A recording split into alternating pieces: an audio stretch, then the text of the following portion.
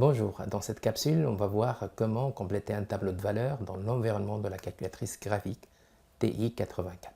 Avant de démarrer l'aspect technique de la machine, deux points d'attention. Alors le premier point, ça sera la notion de la variable, le deuxième point, ça sera la notion du nom de la fonction.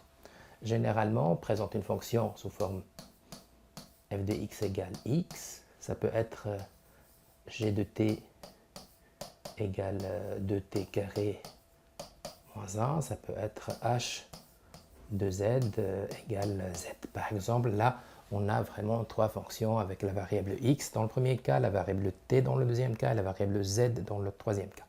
Alors, il faut comprendre que cette machine, en tout cas la machine, ne comprend pas tout ça. Elle est programmée sur une variable qui va se noter x majuscule, et on va voir la touche x majuscule au niveau de la machine. Et il n'est pas noté f, g, h, etc. C'est plutôt y1, y2, y3. Voilà. Alors ce sont deux points quand même très importants à retenir avant de démarrer l'aspect technique de la machine. Pour l'aspect technique de la machine, voilà l'interface de votre calculatrice TI-84. On reconnaît les classiques. Alors ce qui compte pour moi, c'est plutôt le mode table. Donc pour arriver au mode table, donc seconde table, et on a par défaut une colonne intitulée X, alors avec des valeurs qui sont déjà insérées par défaut. On voit bien qu'il y a quand même 42.5, 43, 43.5. L'idée ici, c'est que les nombres, en tout cas les valeurs proposées pour X, se suivent dans un ordre croissant avec un pas ici de 0.5. Ce qu'on va essayer quand même d'éviter dans cette capsule. On va essayer quand même de chercher des valeurs un peu dispersées et comme ça on maîtrise mieux notre tableau de valeurs. On n'est pas toujours dans l'idée de programmer une valeur de début, une valeur de fin et un pas de croissance. Voilà.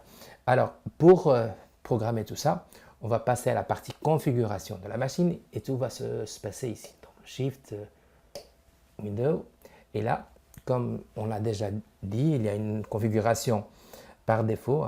Et ici, la valeur initiale, c'est 42.5 avec un pas de 0.5. Je vais quand même dépasser ça et je vais y aller vers une demande de la variable indépendante. Donc, je configure ça. Et je reviens vers mon table. Alors, on a bien vu que en tout cas la colonne X, les valeurs qui composent la colonne X ne sont plus là. Et là, on me demande d'aller fixer ma valeur de X. Alors, je peux fixer ce que je veux. Par exemple, je fixe le 6. Voilà ma première valeur. Je peux fixer moins 1. Ma deuxième valeur. Je peux fixer, par exemple, racine cubique de 3. Et pour la racine cubique, donc on va utiliser la touche Math. Je vais vers la racine cubique correspond à 4. Et là, je peux mettre, je sais pas, racine cubique de 4. Voilà, j'ai une série de valeurs. On voit bien qu'il n'y a pas de colonne f de x. Ce qui fait qu'il faut quand même encoder la fonction. Parce que pour l'instant, on a programmé la machine sur l'acceptation de valeurs dispersées. Maintenant, il faut quand même imposer à la machine de prendre une fonction. Alors, l'encodage de la fonction va se faire dans cet environnement. Y égale. Donc, on voit bien qu'il y a une série de fonctions, y1, y2, etc. Et je peux mettre ce que je veux, par exemple, x carré plus 1. Comprenez que c'est la fonction f de x égale x carré plus 1. Comprenez que c'est la fonction g de t égale t carré plus 1. Comprenez que c'est la fonction h de z égale z carré plus 1. Donc à chaque fois on a une variable différente, il faut quand même l'adapter à l'environnement de la machine avec la variable x. Alors une fois la fonction encodée, donc je valide, je peux passer maintenant à mon tableau. Et je vois bien que j'ai une colonne Y1 qui s'affiche bien sûr en bleu et qui donne les images. Je peux encore mettre ce que je veux.